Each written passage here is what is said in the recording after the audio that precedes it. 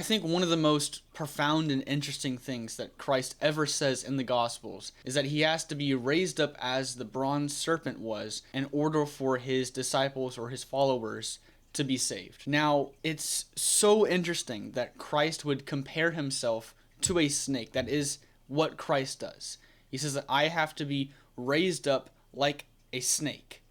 And so, why on earth would Christ compare himself to a serpent, which in the Garden of Eden at least is also compared to Satan himself, right?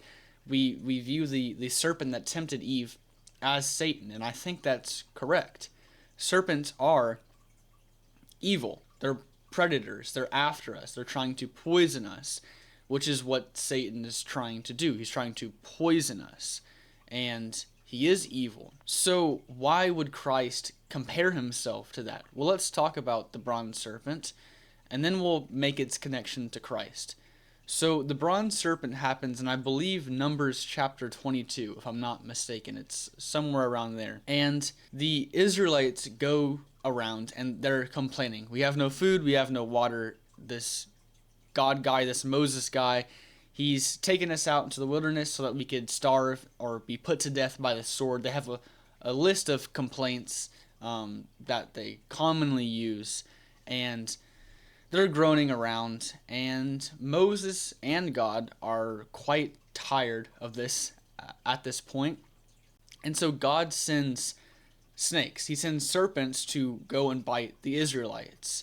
And I believe it's something like 3,000 Israelites die, which is quite a lot. However, eventually the Israelites learn that they've made a mistake, that they've sinned against God, and they go to Moses and they say, hey, I know that you have a hotline to God, so how about you go tell God to get rid of the snakes? I know we've done wrong, we've sinned, we're repenting now, please, and go tell God to get rid of these snakes. So Moses goes to God, and God says, I'm not going to get rid of the snakes, but here's what you can do. Take a staff and make a bronze serpent. Put the bronze serpent on the staff and set it up, so that whenever any of the Israelites get bitten by the snake, if they look upon the bronze serpent, then they will be healed. And that story in of itself is quite a strange story. Why not just heal the Israelites? But it means something like God would rather us be strong, to gaze upon that which we're confronting and to overcome it, to get stronger, rather than making the environment around us safer. It's better to be strong than it is to be safe. And I mean, that's quite an interesting idea. Again, we can ask a different question. In the Garden of Eden, why was there a snake? Why was there a serpent? Isn't it supposed to be paradise? Isn't it supposed to be the best possible place, the kingdom of heaven? Why is there a snake there? And it's something like, it's better to be strong than it is to be safe. It's better to know how to deal with the snakes, how to put them in their proper place, to use them correctly, and a different word, to name and subdue the earth, than to not have snakes at all. It's better to be competent than it is to be weak. Weakness is not a virtue. And what you're doing when you were gazing upon the bronze serpent, when the Israelites were gazing upon the bronze serpent, is they were gazing upon evil and suffering itself. They were gazing upon the dragon of chaos, a snake. That's part of what a dragon is. So you can imagine what's a dragon. Well, a dragon is what? Snake, bird, fire. It's just the ultimate predator. It's the ultimate predator. And in that sense, dragons are real. They're real because it's the culmination of everything that we fear. Giant fire-breathing dragon that can fly. Does it get worse than that? I mean, there's nuclear bombs, but for the Israelite culture, and even only a few hundred years ago, that's about as bad as it gets, is giant fire-breathing dragon. And so when you gaze upon that, even just looking at that is a form of confronting it. Something you do, this is called exposure therapy. If you have somebody who is scared of something, let's say they're scared of going on elevators. Maybe the reason that they're scared is that they're scared that they're going to get a heart attack, and because they're on the elevator, they're not going to be able to leave, and they're just going to die there. And even worse, they're going to die in the elevator while other people are looking at them. So they're going to die an embarrassing death. And that's what the elevator is. The elevator is a grave, effectively. And so what you do is you bring someone to the elevator and you have them look at the elevator. And that's the first step. And this takes humility. This is part of what blessed are the poor in spirit, for theirs is the kingdom of heaven means. The first of the Beatitudes and Christ's Sermon on the Mount in Matthew chapter 5, verse 3, poor in spirit means something like humble. And you have to humble yourself, and you have to ask yourself genuinely, what's the first step that I'm willing to take, that I actually will take, that I should take in order to transform the present into the ideal future? And maybe you're 35 years old and you've got someone pregnant, you're going to be a father, and you figured that you don't want to continue your immature hedonism down the generations. And so you decided that the best thing you could possibly do is to at least try to put your life together a little bit. And maybe you haven't cleaned your room since high school. So what do? Well, you've got to clean your room, but you can't just tell yourself to clean your room. And you might say, well, I'm 35 years old. Of course I can clean my room. But if you could, then you would have done it. But you haven't done it, which means you can't do it. You can't clean your room. Okay, what can you break down cleaning your room into? Okay, making your bed, making your closet, fixing your TV stand, fixing your desk, organizing your drawers, whatever.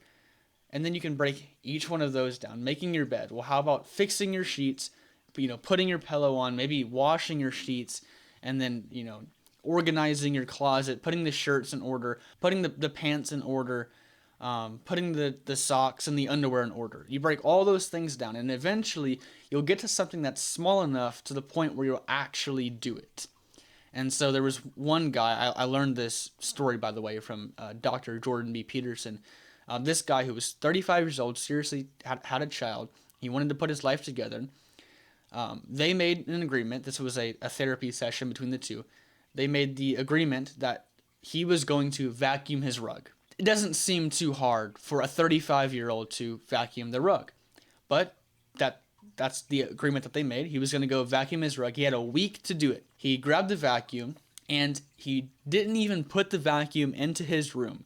He set it against the door frame like this and stepped over it for a week straight. So you have to be humble enough to ask yourself, what's the smallest step I'm willing to take? Well, how about put the vacuum in your bedroom? Okay, maybe you can't do that. Shift the vacuum 1 inch closer to your room. Can you do that? The answer to that is hopefully yes. Maybe you can't do that. I don't know. But you have to have the humility to ask yourself, what's the smallest step that I'm willing to take? And all of that's the bronze serpent. The bronze serpent it represents the process of upward spiraling transformation. Right? When you climb a mountain, you don't just go from mountain peak to mountain peak to mountain peak. You have a series of mountains, and a mountain is like this. A mountain has an up, and a mountain has a down into the valley. And that's the structure. It isn't mountain, mountain, mountain, mountain. It's mountain, a different mountain all the way over here, a different mountain all the way over here. What does that mean? That means you go up, then you go down, then you go up, and then you go down. And you have a series of those transformations. Okay, why do you go down? Well, that's facing the bronze serpent. Right? That's facing the dragon. And what you do when you face a dragon is you voluntarily confront evil and suffering, chaos. So why is it the process of transformation? Well, you have a structure, you have a set of beliefs, you have a set of actions that you act out, a set of rules that you follow, whatever you want to call them. You have a set of behaviors, planned sequences of behavior that you perform every single day.